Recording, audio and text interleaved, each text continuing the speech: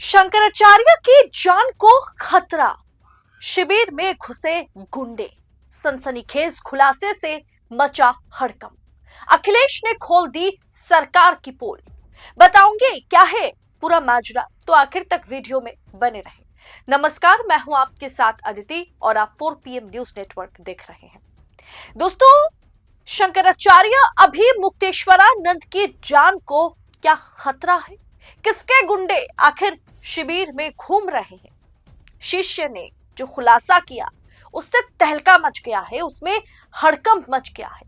क्योंकि अभी मुक्तेश्वरानंद को लेकर के, शंकराचार्य को लेकर के यूपी सरकार योगी बनाम अभी मुक्तेश्वरानंद की जो लड़ाई चल रही है, उसमें यह खबर सामने निकल के आना कि अभी मुक्तेश्वरानंद की जान को खतरा है और प्रशासन के गुंडे जो है वो शिविर में घूम रहे हैं, जो उनके शिष्य ने दावा किया है, तो जाहिर सी बात है इसमें हड़कंप तो मचेगा।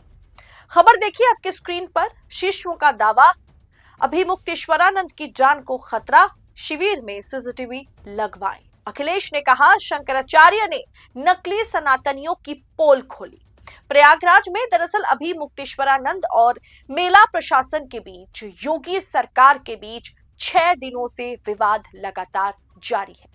इसी बीच अभी मुक्तेश्वरानंद ने शिविर के अंदर और बाहर 12 सीसीटीवी कैमरे लगवाए हैं।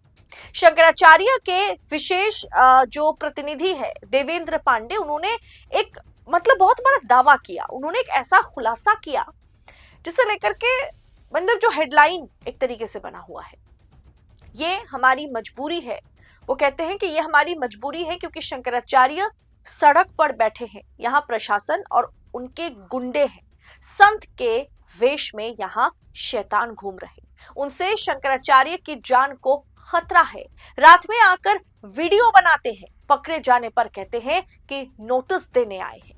अभी मुक्तेश्वरानंद की तबीयत भी अभी खराब चल रहा है, उनकी तबीयत नासाज है। रात में उन्होंने दवा ली थी, शुक्रवार को उनकी तबीयत अचानक बिगड़ गई थी, उन्हें तेज बुखार था। दोस्तों, आज लोकतंत्र का चौथा स्तंभ जहां सत्ता के आगे नतमस्तक है, वहीं पर 4 PM बेबाक और बेखौफ पत्रकारिता को जिंदा रखने की पूरी कोशिश में जुटा हुआ है। हम पर मुकदमों से लेकर के चैनल बंद करने का भी दबाव बनाया जा रहा है, लेकिन हम हारेंगे नहीं। 4 PM पूछेगा सवाल सत्ता से। बस इस मुश्किल दौर में हमें आपकी सपोर्ट की जरूरत है। 4 PM को ज्यादा से ज्यादा ज्वाइन करें। ज्वाइन बटन को क्लिक करके आप हमें आर्थिक तौर पर 4 PM को, स्वतंत्र पत्रकारिता को मजबूत कर सकते हैं। उम्मीद है कि आपके सपोर्ट से ये जंग भी हम जीत जाएंगे। वहीं ये एक बहुत अब समझ रहे हैं कि कितना बड़ा खुलासा उनके जो एक तरीके से शिष्य है वो करते हैं कि उनकी तबीयत ठीक नहीं है। यहाँ साधु के वेश में, संत के वेश में गुंडे घूम रहे, मौका मिलते ही कुछ जान को खतरा हो सकता है, उनके साथ जानमाल का नुकसान हो सकता है। अभी मुक्तेश्वरानंद के साथ यहाँ कुछ लोग हैं जो लुका छुपे करके तस्वीरें खींच रहे।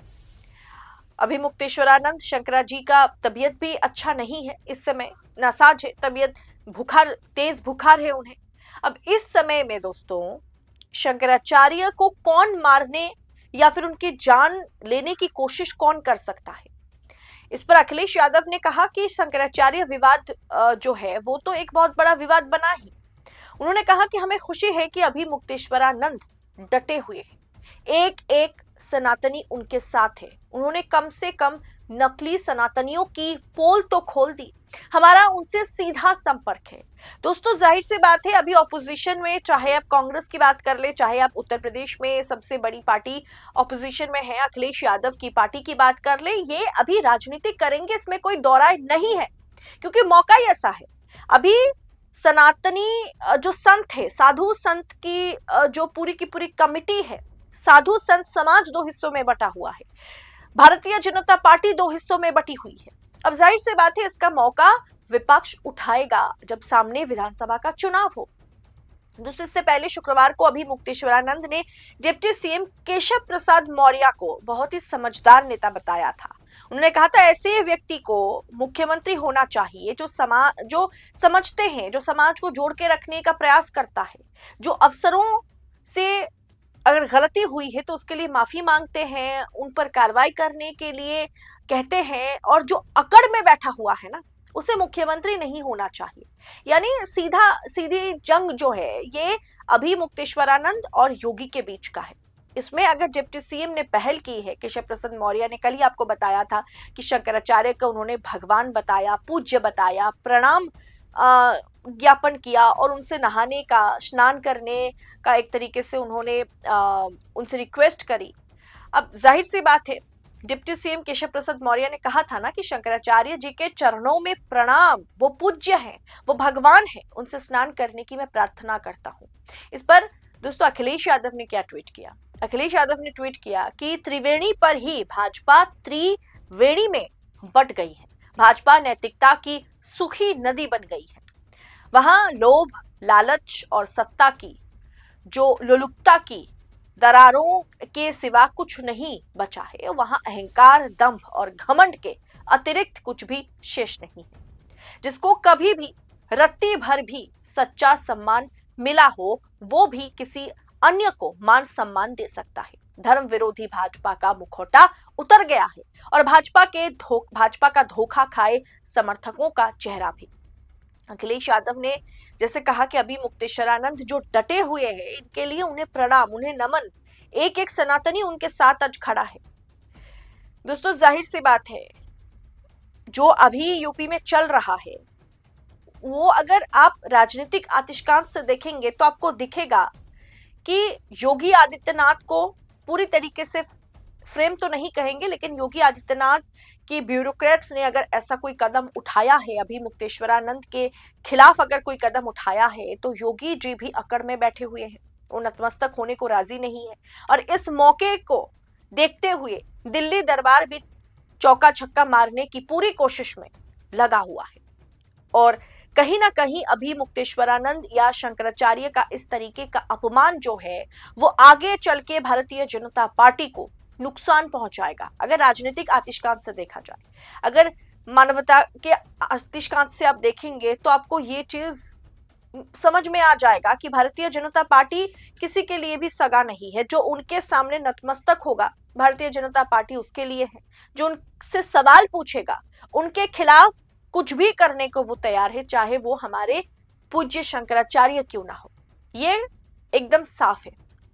फिलहाल जो उनके शिष्य ने दावा किया है कि शंकराचार्य अभी मुक्तेश्वरानंद की जान को खतरा है, शिविर में गुंडे घूम रहे, वो भी साधु संत के वेश में, अटायर में, ड्रेस पहने हुए और दूर से फोटो खींच रहे, ये तमाम चीजें जो है इस पर सरकार को भी तत्पर होकर के काम करना होगा। उनकी सिक्योरिटी से लेकर के हर एक चीज पर पैनी नजर रखनी होगी।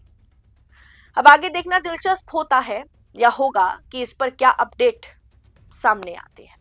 फिलहाल इस रिपोर्ट पर आपकी राय क्या है, कमेंट बॉक्स में बताइएगा जरूर। इस विवाद को आप किस अंदाज में देख रहे हैं वो भी हमें बताएं और आजाद मीडिया को भरपूर सपोर्ट करें। इंडिपेंडेंट जर्नलिज्म को इस समय आपकी सपोर्ट की जरूरत है। चैनल को सब्सक्राइब कीजिए, सब्सक्राइब कर रखा है तो चैनल को ज्वाइन भी करें। बहुत बहुत शुक्रिया आपका। जय हिंद, जय भारत।